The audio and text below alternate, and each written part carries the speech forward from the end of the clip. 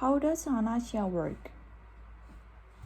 If you have surgery, you might remember starting to count backwards for 10, 9, 8, and then waking up with surgery already over before you even got to 5. And it might seem like you were asleep, but you weren't. You were under anesthesia, which is much more complicated.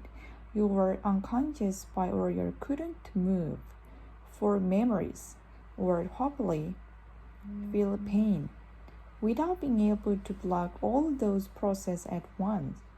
Many surgery would be way too traumatic to perform. Ancient medical texts from Egypt, Asia, and Middle East all describe early anesthesia, containing things like opium poppy, mandrake fruit, and alcohol. Today, anesthesiologists often combine regional, inhalational, and intravenous agents to get the right balance for a surgery. Regional anesthesia blocks pain signal from a specific part of the body from getting to the brain.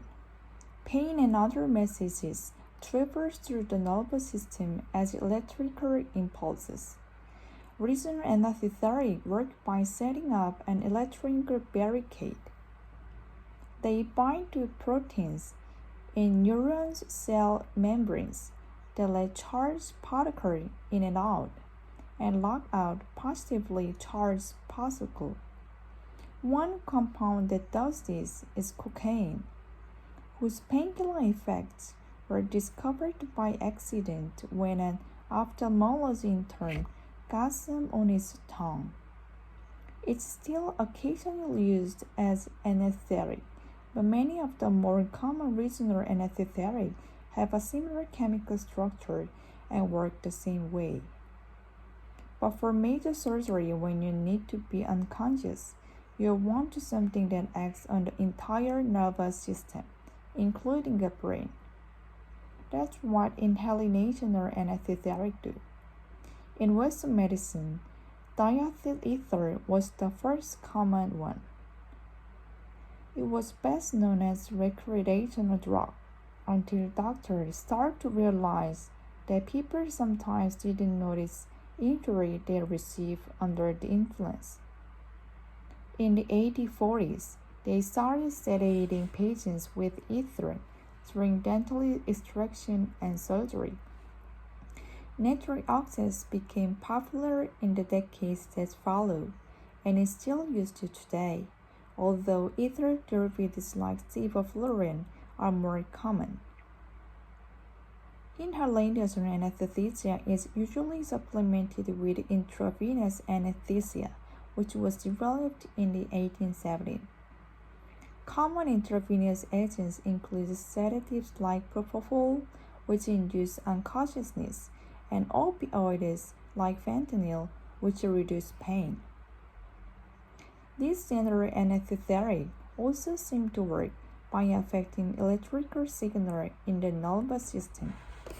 Normally, the brain electrical signals are the chaotic coordinates as different parts of the brain communicate with each other. That connective keep you awake and aware. But if someone becomes anesthetized, those signals become calmer and more organized, suggesting that different parts of the brain are not talking to each other anymore.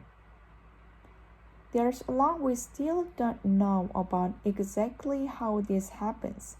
Several common anesthetics bind to the GHBA receptor in a brain's neurons. They hold the gateway open, letting negatively charged particles flow into the cell. Negative charge builds up and acts like a logjam, keeping the neuron from transmitting electrical signals.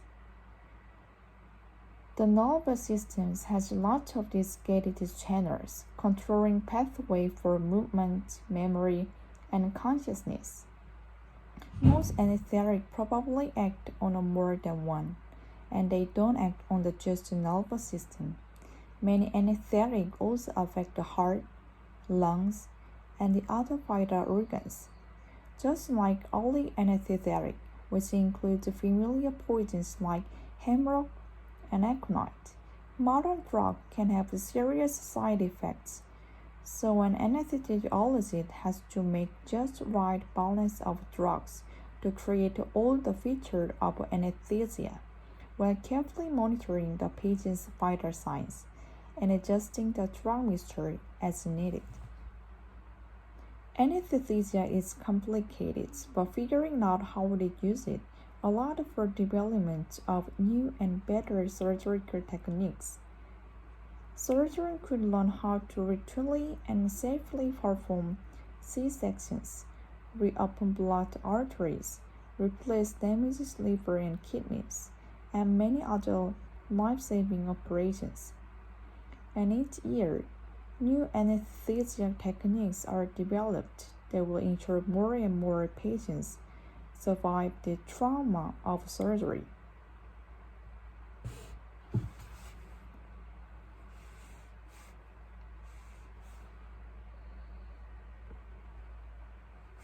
One more with normal speed.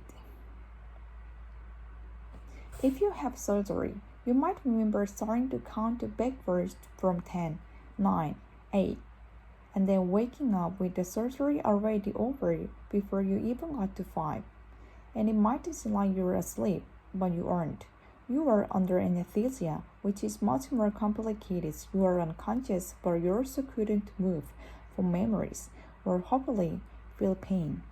Without being able to block all the process at once, many surgeries would be way too traumatic to perform.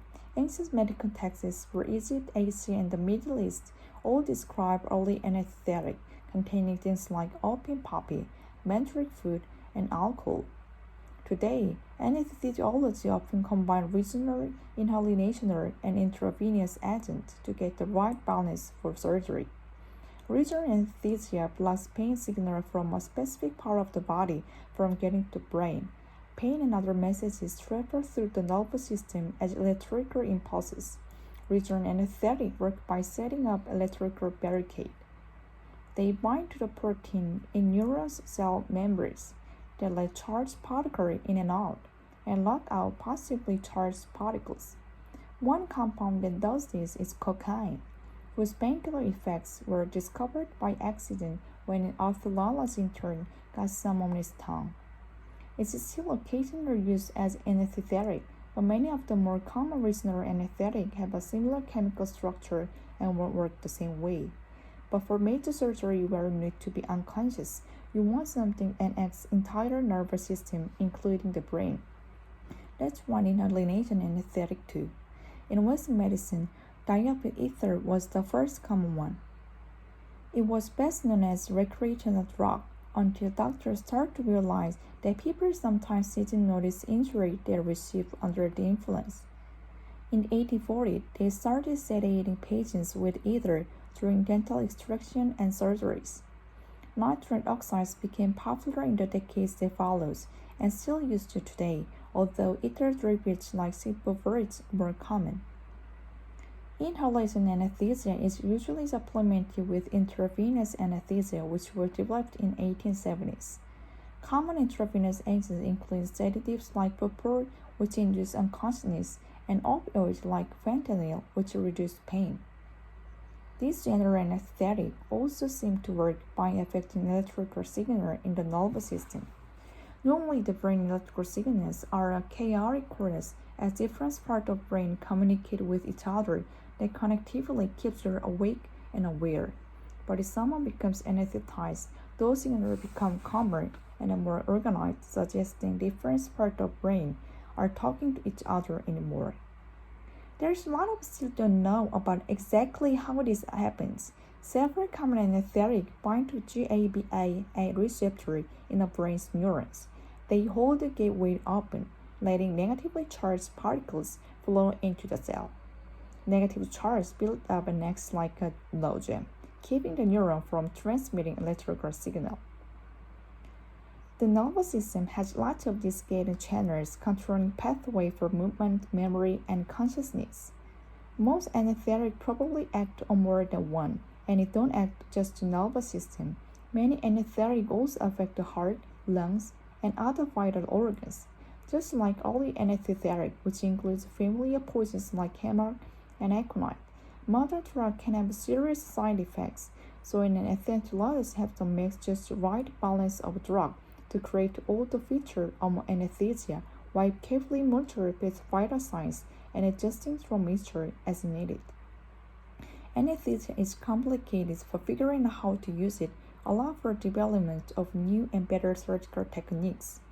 Surgeons could learn how to routinely and safely perform C-sections, reopen blocked artery, replace damaged liver and kidneys, and many other life-saving operations.